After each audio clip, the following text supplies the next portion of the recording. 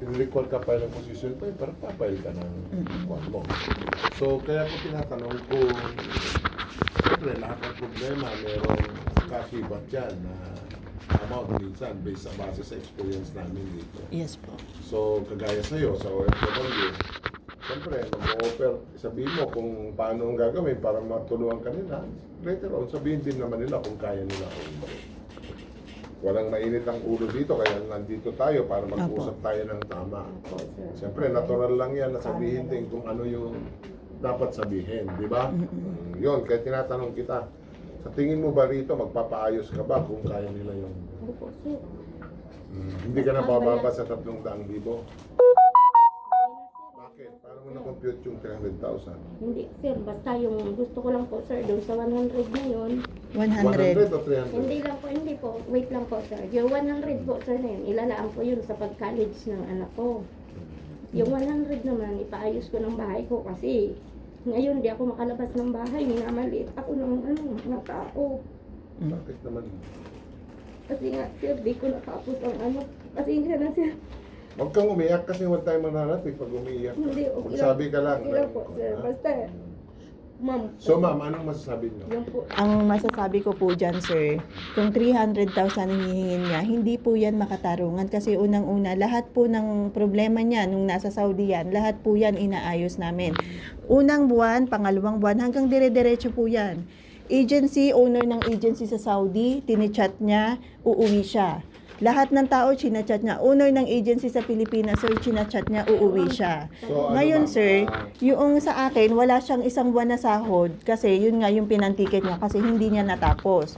So, for sure, sir, yung i-offer ko sa kanya, hindi niya rin tatanggapin kasi ang mindset niya po, 300,000. Magkano ang i-offer mo naman? Ang i-offer ko, assistance lang po, 10,000. Pero for sure po, alam ko, hindi niya yan tatanggapin. So, yun lang ang pinakamalaki ng yun naman. Yes po, kasi sir, may mga documents naman kami dito na maayos na siya ay nag-run away, siya ay lahat ng documents ay Yun, kompleto ganito yan. kompleto po kami. Pa-explain lang po sa kanya kasi Siyempre, baka sa ina-expect kanila, niya. Yun ang sa kanila. Yung sabi ko nga, gigit na ako. Hindi ko kayo pwedeng pilitin sa mas mataas. Kung ano yung mga kaya nyo, hindi rin kita pwedeng pilitin na mas mababa. Ngayon, sa tingin mo, hindi nyo na maayos to. Kasi, pag hindi maayos to, bibigyan kita ng referral to file the case. Hindi pa tapos ang kaso mo. Yung referral to file the case na gagamitin mo ngayon, mag-file ka ng complaint against them doon sa baba. Doon sa Sena ulit. Magpapile ka ulit ng complaint mo doon, irarapol yan sa labor arbiter. Tapos doon, iaakit mo sa labor arbiter, bibigyan kayo ngayon ng 2 date doon para mag-usap ulit. Ngayon, kung hindi kayo makapag-usap doon, pagpapiling ka ng position paper. Pag-filing ka ng position paper, may order na gano'n, patulong sa doon sa PAO. Public Attorney's Office kasi libre naman abogado. Opo. Sila may abogado naman. Kami may abogado naman Sanay kami na na nagaan sa doon. mga problema ganito. Kasi sir, baka Kasi yung sa 300 na yan, baka hindi nga nila kaya. hindi po talaga kasi siya po yung nag-ano ng contract niya. Tsaka sir, baka ang Hindi ko iniisip kukunin yung side mo, miss, kasi merits ng kaso yun. Bayan Yes po. natin si arbiter later. Yes po, on. opo, sir. Yung akin lang dito, yun nga, pwede ba tayo mag-usap, pwede ba tayo, ngayon kung basis sa dalawang amount na yan, ay masyadong malaki yung discrepancy. Yes natin. po. Hindi ko yan mare-resolve, I think. Ano, bigyan na lang kita ng referral to file the case. Okay po. Baka po kasi Bigyan ko sir, na lang siya. baka po kasi sir, iniisip niya na pag nag-complain siya, agad-agad ibibigay sa kanya yung ganong Ay, amount. alam ko po yan, ma'am. Alam ko kung hanggang... Kasi sa Saudi pa lang po, nagtatanong na siya. Magsakripisyo Ng na lang. Kasi medyo malayo ka, patulong ka dun sa baba kung Kailangan naman. merong mas malapit na pwede mong pagpailan. Kasi yung saan ang Karomo? Karamoran, sir. Bicol to? Bicol? Opo. Banwa po naman. Region 4 ba to, May, no? Opo. Region 5 yan, sir. Oh, kaso, dyan pa rin, Santa Rosa pa rin. Punta ka na lang ng Manila kung kung may hearing ka. Ha? O sabihin mo dun sa complete division kung anong gagawin. Sabihin mo na taga-probinsya ka na OFW ka. Ha? Saan po, sir? Doon sa, di ba bigyan kita ng referral? Opo. Bababa ka ulit sa Sena kung saan mo pinagawa to. Yung Sena dito, kaliwa. Yung complete division, yung bandang kanan, yung maraming pintuan. Pero bago makapasok doon, may 2 tao doon, di ba? Opo. Mga Sena officer. Doon, magpatulong ka doon. kung paano ang gagawin mo. Sabihin mo, nabigyan ako ng referral, pero taga-probinsya po ako. Ano pong dapat kong gawin? Kasi para tulungan kanila, may mga settlement niya. Kung saan malapit, i-refer kanila. Doon sila, pwede naman silang sumakay ng bus. Opo. Di ba? No? May So, attorney bigyan na. na kita ng referral ha, kasi hindi nila kaya yung 300,000, no? Financial assistance lang ang kaya nila ng Yes po. Yun lang yan sir, pumasahe lang yan pa, probinsya. Trabaho ka kasi kung gusto mo ng pera. Gusto mo pala ng pera, ba't hindi ka magtrabaho ng maayos? Huwag na pong kuhan kasi iwasan nyo na lang po ang mga side comments dito. No? Hindi po namin kayo kaya kung mag-away kayo dito. Malabasin lang kayo dito. Total, may korte naman. Narahin nyo na yung korte na mag-continue yung mga kailangan nyo.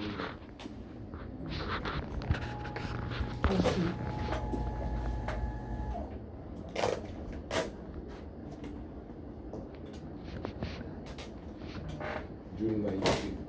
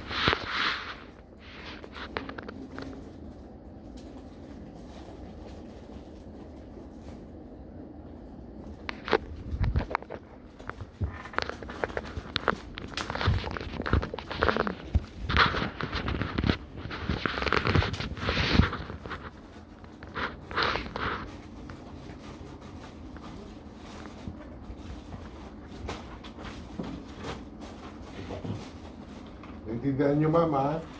Ito, bibigyan kita ng referral. Gagamitin mo ito para mag-file ka ng complaint mo sa baba. Hindi ka makaka-file ng complaint mo kung wala kang referral. Ha? Alam ko po yun. Ibig sabihin nito na nagkandak tayo ng conciliation at hindi naman kayo nagkaayos dito.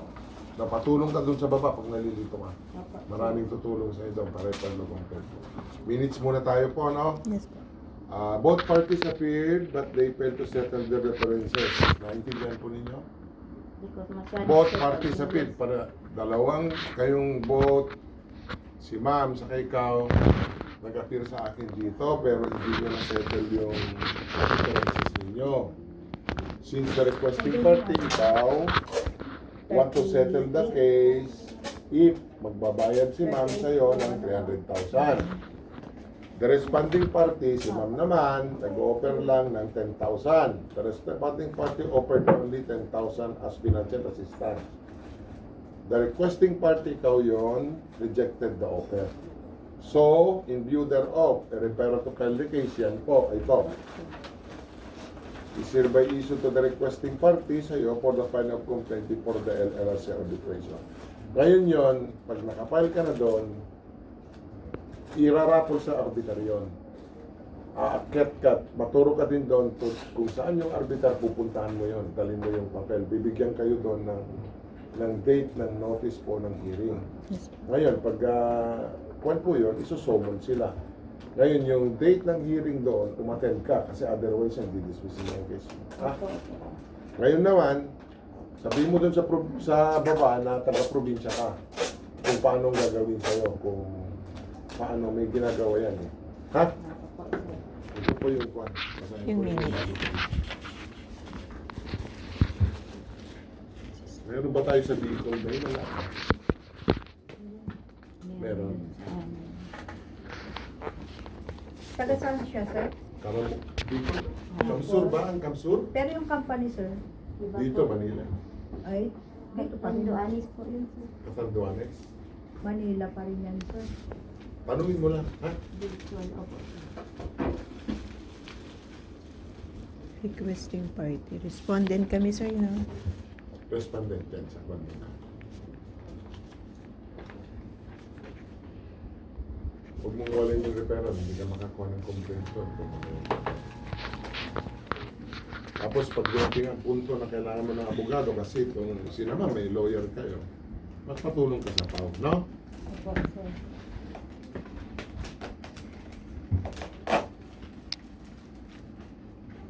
Daming trabaho. Sir, pwede ko picturean? Sige, picturean mo Kasi rin. hindi ko makakuha ng ano. Pagsaran ko sa sulat ko, ah.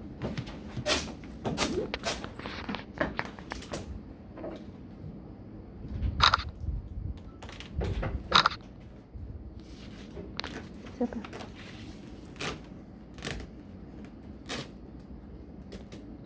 Okay na po, sir. Sige, ilan mo ko sa kanya.